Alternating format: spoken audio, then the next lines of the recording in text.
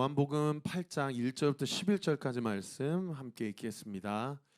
우리 말씀 한번 띄워주시고요. 요한복음 8장 1절부터 11절까지 말씀 같이 한 목소리로 읽습니다. 시작. 예수는 감람산으로 가시니라. 아침에 다시 성전으로 돌아오시니 백성이 다 나오는지라.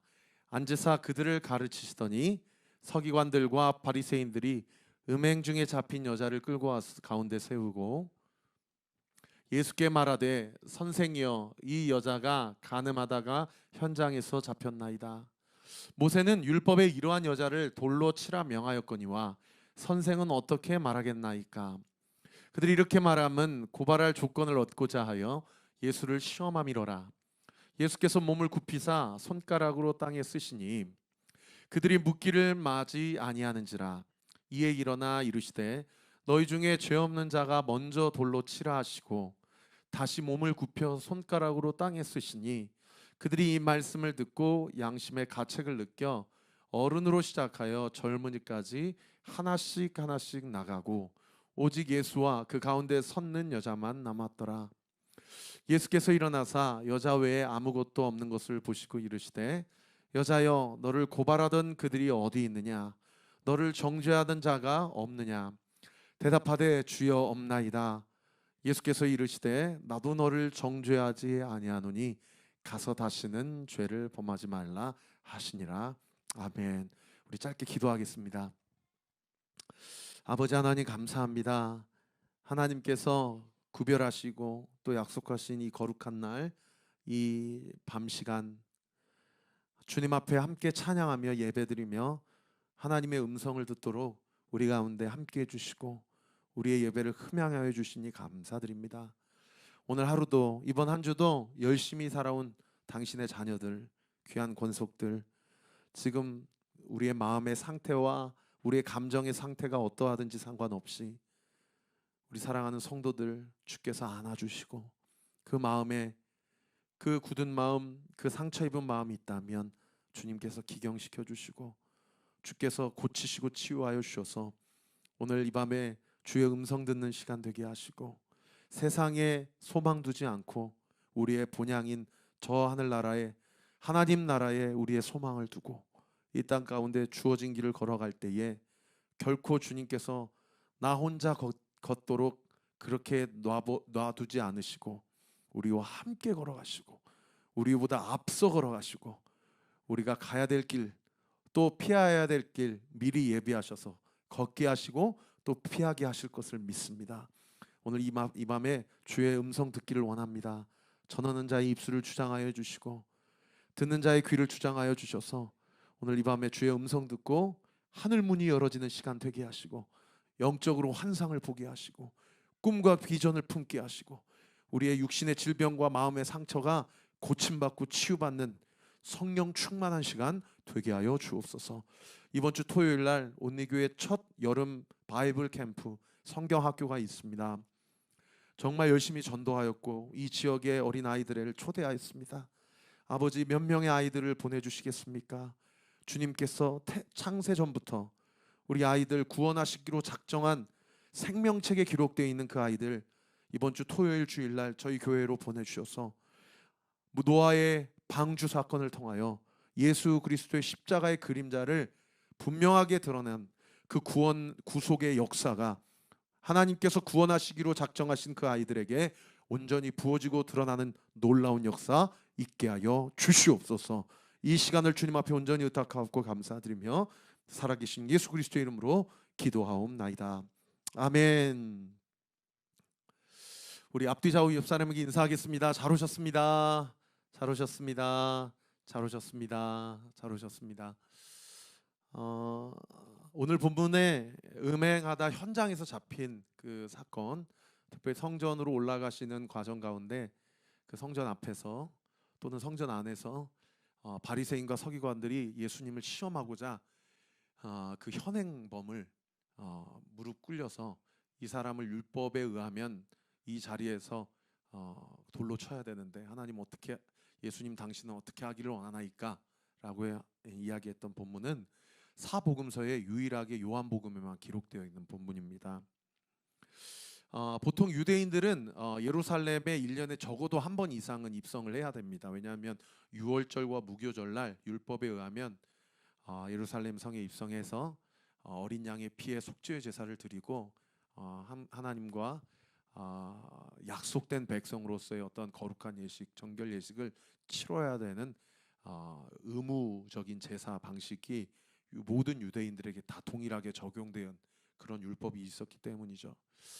오늘 본문의 감람산은 예루살렘 성의 동쪽에 있는 올리브 나무가 많이 있는 산이고요. 여러분 잘 아시는 대로 예수님께서 부활하신 이후에 승천하신 장소가 감람산입니다. 감람산에서 다시 예루살렘 동편으로 예루살렘 성전을 향해서 입성하신 이 날이 공적 생애를 3년 동안 사셨기 때문에 아마 예수님은 적어도 3번 이상 예루살렘에 입성을 하셨을 것이고요. 왜냐하면 예루살렘의 홈타운, 예수님의 홈타운은 나사렛이었고 예루살렘은 아니었거든요. 아마 많은 신학자들이 오늘 보면 8절을 예수님이 잡히시기 바로 직전 그 주에 입성하신 날에 있었던 일이다라고 그렇게 추정을 하기도 하고, 또 실제로 요한복음 12장에 가면 예수님이 예루살렘에 입성하는 그 본문이 따로 나오거든요. 그래서 아니다, 그 마지막 3번째 입성하신 날이 아니고 첫 번째 공생의 첫 해 혹은 둘째 해 입성하셨을 때 벌어진 사건을 요한이 기록한 것이다라고 그렇게 주의하는 학자들도 있습니다. 사실 언제 입성했냐 사실 중요하지 않아요. 그 성전 안에서 성전의 주인 되신 예수님 앞에 예수님을 시험하고자 했던 무리가 있었고, 그분을 성전의 주인으로 인정하고 싶지 않았던 세력이 있었다라는 것, 그리고 너무나도 민망하게도 그 성전의 주인 되신 예수님을 시험하려고 현행범을 잡아서 그분이 사랑을 이야기하는데 모세의 율법은 심판을 이야기하고, 이 대척점에 있는 가치관과 개념 가운데 범죄한 자를 예수님이 어떻게 치리하시기를 원하시는지를 분명하게 드러내는 사건이 오늘 본문이라고 할 수가 있는 것이죠. 그래서 오늘 본문 2절에 보시면요, 예수님이 성전에 입성한 이유가 기록되어 있는데요. 우리 2절 말씀 같이 한번 읽어봅시다. 시작. 아침에 다시 성전으로 들어오시니 백성이 다 나오는지라 앉으사 그들을 가르치시더니, 예수님을 시험하고자 하는 무리도 있었지만 예수님께 말씀을 배우고자 하는 무리들도 있었어요. 이렇게 복음 앞에는 중간에 회색지대가 없고 말씀을 배우고 그것을 진리로 받고자 하는 세력과 그것을 진리로 받기를 싫어하고 오히려 예수님을 대적하려는 세력이 있었다라는 겁니다. 제가 엊그저께도 설교했지만 똑같이 현장에서 예배 드리더라도 오늘 이 말씀이 요즘 하루하루를 살아가는 나에게 하나님이 제시하시는 영적인 나침판이다 라는 기대감을 가지고 하나님 앞에 예배드리고 말씀 듣는 성도들이 있는가 하면, 그냥 영적인 어떤 종교적 습관에 의해서 그냥 자리를 차지하고 있는 사람들도 있고, 아니면 전자의 마음으로 왔다 하더라도 예배 시간에 여러 가지 잡념과 여러 가지 잡다한 생각으로 그런 초심을 잃게 하는, 또 잃어버리게 되는 안타까운 상황도 얼마든지 있을 수 있다라는 거예요. 어떻든 예수님께서 성전에 입성하신 이유를 오늘 본문 2절에 말씀을 강론하시고 가르치시기 위해서 그렇게 입성하셨다. 여러분, 예수님께 직접 일타 강사로 성경의 주인공이 본인이 직접 주회했기 때문에 얼마나 선명하고 분명하게 정확하게 적확하게 그렇게 주회를 하셨겠습니까? 여러분, 2000년 전에 성전에 입성한 이스라엘 성도들만 그러한 영적 수혜를 입습니까? 아니에요. 오늘을 살아가고 오늘 목요 찬양 집회 하나님의 음성을 사모하는 심령마다 예수의 영이신 성령께서 오늘 이 밤에도 우리를 친히 가르치시고 우리에게 체휼하시고 말씀하시는 일이 여전히 적용이 되고 있다라는 것입니다. 할렐루야. 오늘 이 밤에 하나님이 나에게 적확하게 분명하게 말씀해 주시는 말씀 앞에 회개해야 될 것이 있다면 회개하시고, 하나님 앞에 간구하고 부르짖어 취해야 될 것이 있으면 오늘 이 밤에 영적으로 취하게 되는 은혜가 있기를 우리 구주 예수 그리스도의 이름으로 축원합니다. 그렇게 가르침을 받고자 하는 사람이 있는가 하면 예수님을 시험하고자 하는 사람들이 있었다라는 거예요. 그 사람들이 오늘 본문에 서기관과 바리새인이라고 그렇게 기록을 하고 있는데요. 이들이 예수님을 시험하고자 어떤 방법을 취했는고 하니 음행하다가 현장에서 잡힌 여자를 끌고 와서 이 여자를 어떻게 하는 것이 옳겠느냐라고 그렇게 예수님께 질문하고 있다라는 것입니다. 자, 여기서 우리가 두 가지 질문을 가질 수가 있어요.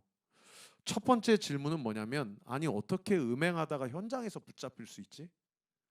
여러분, 보통 음행하면 쥐도새도 모르게 되게 프라이빗한 방에서 혹은 장소에서 그렇게 합니까? 아니면 드러내놓고 합니까?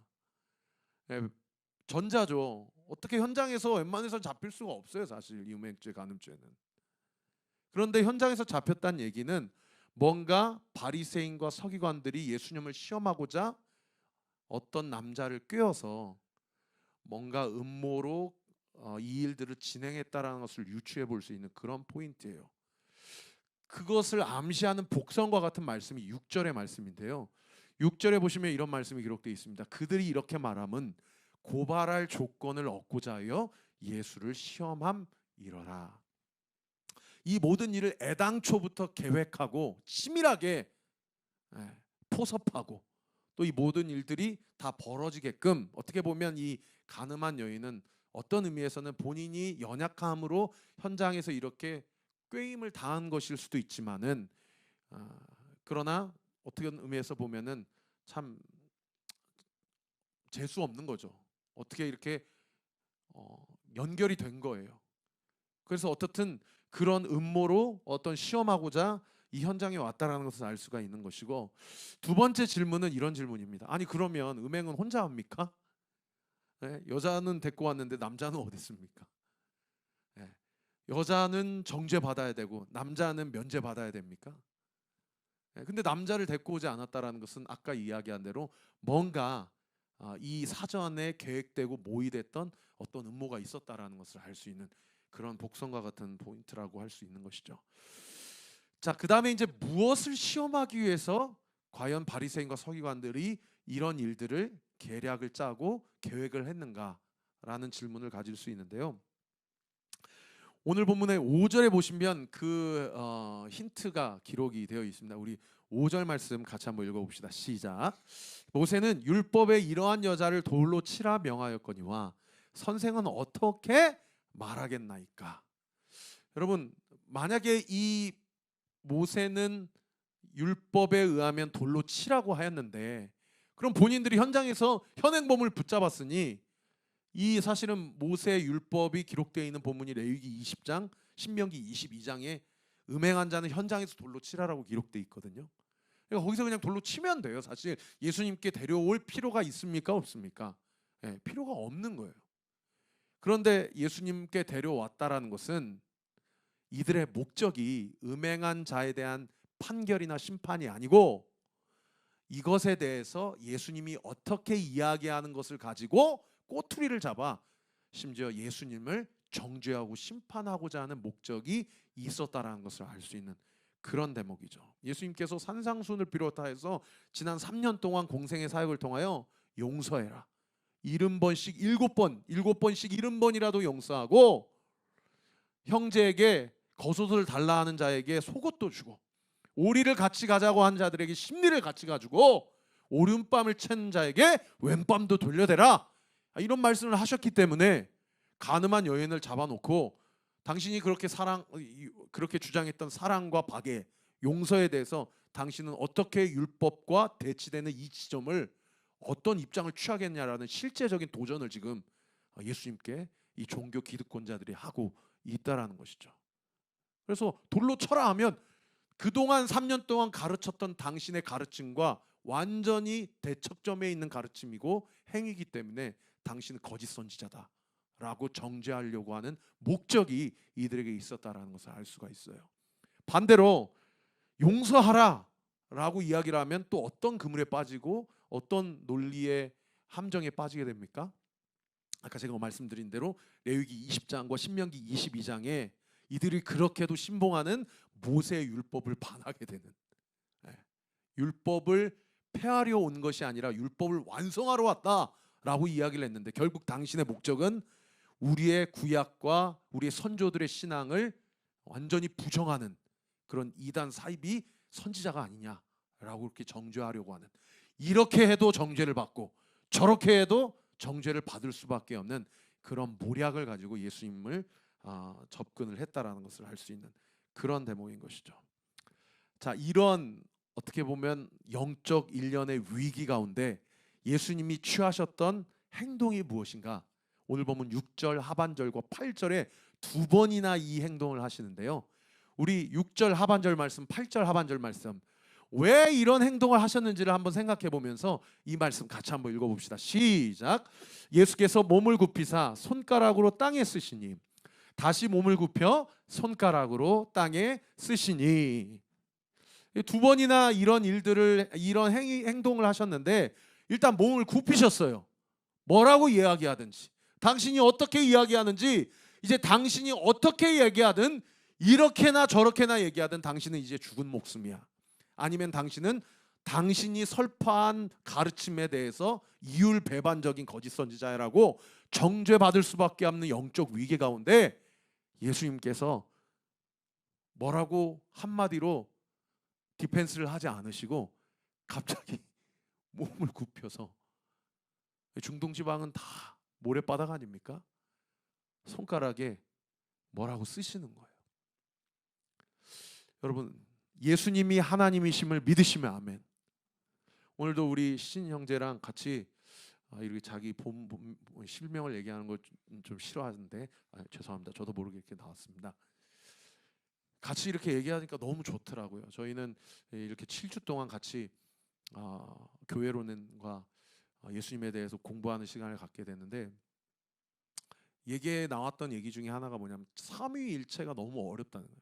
하나님의 존재론적 설명인 삼위일체를 어떻게 이해를 하는 것이 가장 성경적 이해냐. 그래서 옛날에는 제가 여기서 있을 때는 목사고, 집에 가면 아빠고, 학교 가면 교수고, 학생이고, 이런 걸로 설명을 해서 그게 진짜 그런가 보다 했는데, 오늘 저랑 얘기하면서 그게 초대교회 대표적인 이단인 양태론자들이다. 삼위일체는 우리의 이성과 생각으로는 이해될 수 없다. 그래서 신학자들은 그것을 하나님의 실존에 대한 영적 미스테리, 신비라고 그렇게 정의를 하죠. 그분이 한 분이시지만 세 분이시고, 세 분이시지만 한 분이신 존재로 존재하신다라는 거예요. 여러분, 이것을 믿으십니까? 믿으세요? 예수님이 하나님임을 믿으시면 아멘. 그러면 예수님이요, 신약에서만 지금 가늠한 여인 앞에 몸을 굽혀가지고 손가락으로 땅에 쓰신 것이 첫 번째가 아니고, 구약의 대표적으로 손가락으로 무엇을 쓰신 사건이 두 사건이 있습니다. 그 본문이 출애굽기 31장 18절이에요. 그 첫 번째 본문 같이 한번 읽어봅시다. 시작. 여호와께서 시내산 위에서 모세에게 이르시기를 마치신 때에 증거판 둘을 모세에게 주시니 이는 돌판이요. 거기 같이 읽습니다. 시작. 하나님이 친히 쓰신 것이더라. 예수님이 하나님임을 믿으시면 아멘. 예수님이요, 이스라엘 백성과 언약 결혼식을 시내산에서 430년 동안 세상 범법으로 살아가던 이스라엘 백성을 출애굽하셔서 영적으로 구원하시고 홍해에서 세례를 베푸신 이후에 시내산에서 결혼 언약 예식을 치르시는데, 모세에게 자신이 친히 쓴 러브레터를 1호로 하나님의 법궤 안에 들어가는 그 증거판을 선물해 주시는 것이 하나님이 처음으로 이스라엘 백성을 향한 당신의 사랑을 돌에 새기신 거예요. 내가 너를 이만큼 사랑한다. 그래서 십계명은요, 이걸 지키면 천국 가고 못 지키면 지옥 가는 어떤 천국과 지옥과 구원의 유무에 대한 어떤 기준과 레드라인이 아니고요, 우리를 향한 하나님의 러브레터라는 거예요. 할렐루야. 내가 너를 얼마나 사랑하고 내가 너와 얼마나 함께하고 싶은지를 생생하게 친히 돌판에 새기신 그 사건이 출애굽기 31장의 십계명 사건이라고 볼 수가 있는 거예요.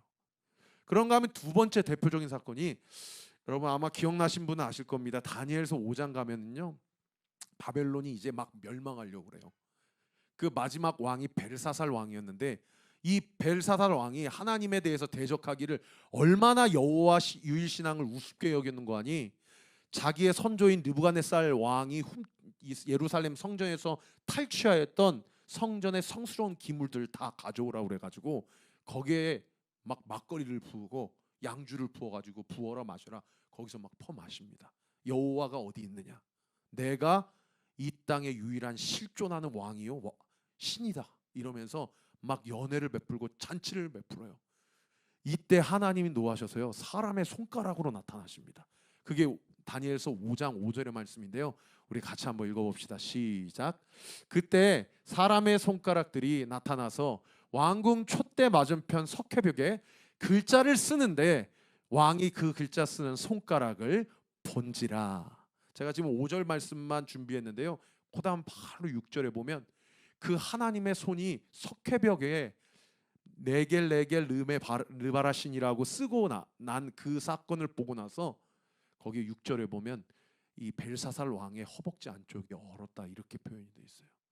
그리고 그날 밤에 자기 측근에 의해서 살해를 당하게 되고 그리고 바벨론이 하루아침에 멸망을 하고 고레스의 페르시아가 모든 천하 제국을 다 다스리게 되는 완전히 그 다음 세대가 이루어지게 되는 것이죠. 정리하면 하나님이 예수님이 뭔가 쓰신 것은요 둘 중에 하나라는 거예요. 구원과 사랑의 러브레터든지 아니면 심판과 경고의 어떤 말씀이라든지 하나님께서 뭘 쓰신 것은 그만큼 우리의 실존적인 운명과 직결되어 있는 그 사건이라는 것을 볼 수가 있는 그런 대목인 것이죠. 이런 대표적인 구약의 두 사건 이후에 이 서기관과 바리새인들이 이 정신 못 차리고 그 하나님 앞에 가늠한 여인을 데리고 와가지고 당신이라면 어떻게 하겠냐고 그럴 때 예수님이 구약에 나오신 그 두 사건 그대로 갑자기 몸을 굽혀서 땅에 무언가를 쓰십니다. 많은 학자들이 도대체 무엇을 쓰셨냐 라고 그렇게 생각을 해요. 본문이 뭘 썼는지를 기록하고 있지 않기 때문에 뭘 썼는지는 우리가 잘 모릅니다. 그 의미는요 성경 기자가 기록하지 않은 것은 사실 뭘 썼는지는 그닥 그렇게 중요하지 않다라고 이해하셔도 큰 무리가 없어요. 우린 궁금하잖아요. 성경 기자가 주목하고 강조하는 것은 뭐냐? 뭘 써셨든지 간에 그 가늠한 여자를 데려온 현장 가운데 그녀를 잡아온 모든 사람들은 예수님과 가늠한 여인을 제외하고는 다 도망갔다. 그리고 가늠한 여인만 예수님 앞에 남았다. 이것을 기자가 강조하고 싶은데 우린 궁금하거든요. 그래서 신학자들이 가장 많은 지지를 받는 이제 해석이 뭐냐면 그 서기관과 바리새인들의 이름 석자를 다 땅에 적으시면서 김장로 너 몇 월 며칠 몇 날에 이렇게 음행했지. 이권사 너 몇 월 며칠 몇 날에 드라마를 보면서 이런 음란한 생각을 품었지. 이 김청년 너 몇 월 며칠 몇 날에 너 그렇게 혼전 순결 관련해서 그렇게 범죄했지. 이런 것들을 바리새인과 서기관들의 어떤 행위뿐만 아니라 그들의 마음과 생각으로 죄지었던 모든 음란죄를 다 기록했을 것이다. 그리고 그것을 보고 본문에 오늘 본문 8장 9절에 보세요. 8장 9절에 보면 이런 말씀이 있죠. 그들이 양심의 가책을 느껴서 어른으로 시작하여 젊은이까지 하나씩 나가고 오직 예수와 그 가운데 섰는 여자만 남았더라. 우리 같이 한번 따라해 봅시다. 오직 예수와 그 가운데 섰는 여자만 남았더라. 저는 이게 오직이라는 단어만 나오면 이게 이렇게 참 마음이 뛰어요. 누구만 남았다고요? 오직 예수와 그 가운데 섰는 그 비참하고 자신의 평생에 결코 잊을 수 없는 수치스러운 사건을 이제 막 겪었던 그 가늠한 여인 한 사람만 남은 그 현장. 아마 어쩌면 그 현장에서 그 수치를 이겨내지 못하고 닭똥과 같은 눈물을 한 방울 한 방울 흘렀던 그 눈물이요. 예수님이 땅에 쓰셨던 그 글씨의 사이로 다 그녀의 눈물이 채워지지 않았을까? 저는 그런 영적인 상상이 되더라고요. 오직 예수와 그 가운데 섰던 여자만 남았더라. 이제 예수님 차례예요. 그 눈물을 도저히 거둘 수 없고 차마 고개를 들고 이제 나는 이 현장에서 모세 율법에 의해서 돌로 맞아 죽는구나 라고 생각했던 여자가 차마 예수님을 쳐다보지 못하는 현장 가운데서 예수님이 그 여자를 바라보시고 손을 내미시면서 오늘 본문 10절과 11절의 말씀으로 그 여자에게 말씀하십니다. 우리 10절과 11절 말씀 같이 읽읍시다. 시작. 예수께서 일어나사 여자 외에 아무도 없는 것을 보시고 이르시되 여자여 너를 고발하던 그들이 어디 있느냐? 너를 정죄한 자가 없느냐? 대답하되 주여 없나이다. 예수께서 이르시되 나도 너를 정죄하지 아니하노니 가서 다시는 죄를 범하지 말라 하시니라. 따라합시다. 나도 너를 정죄하지 아니하노니 가서 다시는 죄를 범하지 말라. 여러분 두 손을 가슴에 얹고요. 눈을 감고 제가 먼저 선창하면 여러분 따라하세요. 나도 너를 정죄하지 아니하노니 가서 다시는 죄를 범하지 말라. 다시 한번요. 오늘 이 밤에 우리 주님께서 우리 각자에게 하시는 말씀입니다. 이 말씀을 믿음으로 취하십시오. 나도 너를 정죄하지 아니하노니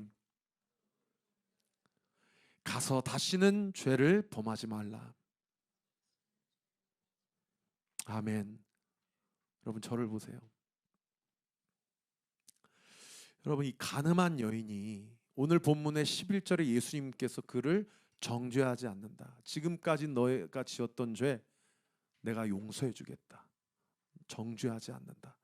그러니 다시는 그와 같은 죄를 범하지 말라. 여러분 이 말씀을 예수님으로부터 듣기 이전에 이 땅에 글씨를 썼던 이 현장은 이 여인에게는 기쁜 현장입니까? 너무도 수치스러운 현장입니까? 전자입니까? 후자입니까? 너무나도 수치스러운 현장이죠.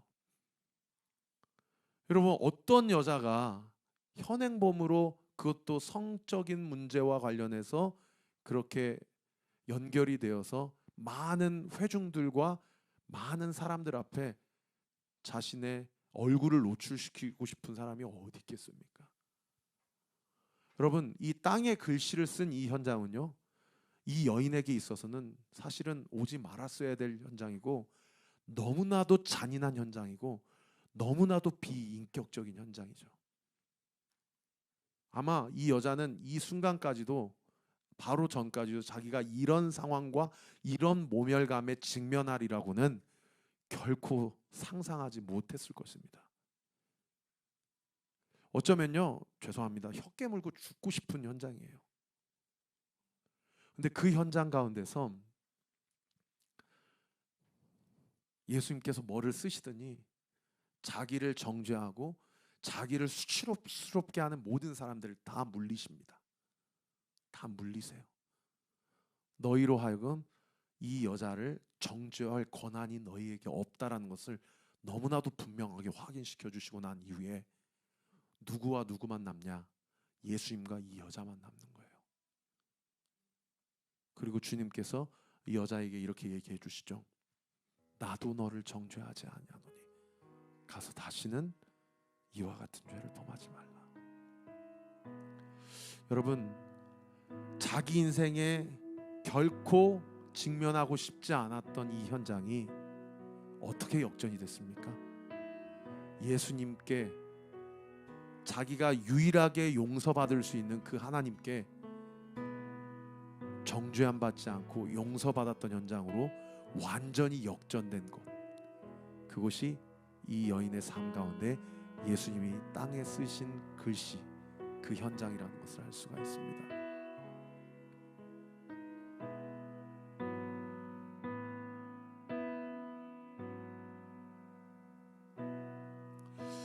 오늘 말씀을 정리하면서 여러분 한번 하나님 앞에서 생각해보는 시간을 좀 가졌으면 좋겠습니다. 나를 수치스럽게 하는 현장은 언제인가?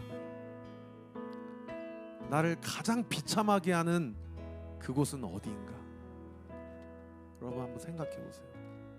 절대 내가 스스로 결정할 수 있다면 내 힘으로 나아가지는 않는, 어떻게 하다 보니까 나아가게 된 그 현장. 제가 전도를 하다 보니까, 개척을 하다 보니까요, 저 사실 너무 부끄러운 고백이지만 15년 동안 한 번도 전도해 본 적이 없거든요. 왜요?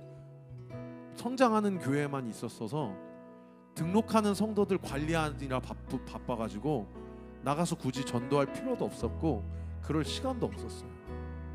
근데 개척을 하니까요, 하나님이 마음 주셔서 딱 100석을 보여주셔서 성도는 30명인데 100석을 이렇게 준비했어요. 근데 주일날만 되면 이렇게 빈자리가 너무 많으니까 이게 마치 저의 목회적 역량 같고, 이게 마치 저의 어떤 목회적 야망에 의한 잘못된 판단 같아서 성도들한테도 부담 주는 것 같고, 나도 이 정도 목회하기엔 깜냥이 안 됐는데 내가 무슨 객기로 그 코로나 시국에 개척을 하겠다고 온 것이 아닌가. 순간순간 사탄이 저에게 그렇게 믿음을 흔들리게 하고 저의 마음을 이렇게 흔들리게 하는 경우가 덜어 있더라고요. 그래서 정말 팝콘 기계를 가지고 월요일 제하고 매일마다 내려가서 이 아이들, 다산 초등학교, 중학교, 고등학교 아이들한테 팝콘을 전하고 전도지를 나눠주면서 예수 믿으라고, 이 건물에 교회가 있다, 교회 한번 나와라, 그렇게 권면하는데요. 어저께 여기 KB 골든타워 관리소장님이 저한테 연락이 오셔가지고 카카오톡으로 사진을 하나 보내주셨어요. 그 사진을 한번 보여주시면, 목사님, 아이들이 우리 건물에 이렇게 팝콘을 다 버리고 다닙니다. 그러니 팝콘을 좀 안 하시면 안 됩니까? 저한테 이제 그렇게 말씀을 하시더라고요. 그래가지고 제가요, 얼마나 고개를 숙이고 사과를 드렸는지 몰라요. 저는 복음을 전하고자 그렇게 전도를 하고 했는데, 오히려 이 일이 어떤 분들에게, 특별히 건물을 관리하고 청소하시는 분들한테는 이게 오히려 불편한 일들이 되어버리는 거예요. 아, 이거를 계속 해야 되나 말아야 되나, 이게 본이 이렇게 안 되면 이거가 안 해야 되는 게 아닌가, 또 다른 걸로 해야 되는 게 아닌가, 그렇게 마음이 낙심이 되더라고요. 그런데 지난주, 이번 주는요, 이번 주 토요일 날 이렇게 노아 메이커스라고 해서 저희 교회 첫 이제 여름 성경학교를 진행을 하고 준비를 하고 있는데, 사실 저희 교회 성도 아이들 5명 남짓한 아이들만 있습니다. 그 아이들 대상으로만 여름 성경학교 한다 그러면 사실 이렇게 뻑적지근하게 안 해도 되고, 또 예산도 저희 교회가 예산이 이렇게 넉넉한 게 아니거든요. 그렇게 많은 돈을 이렇게 들을 필요가 없는, 경제적 논리로는 사실은 하면 안 되는 저희 상황입니다. 그런데도 계속 아이들에게 예수님 믿어야 돼, 예수님이 너의 구원자야, 이번 주 토요일 날 온리교회에서 여름 바이블 캠프가 있어, 나와서 목사님이랑 같이 게임도 하고 예배도 드리고 복음도 듣자 라고 이렇게 얘기를 해요.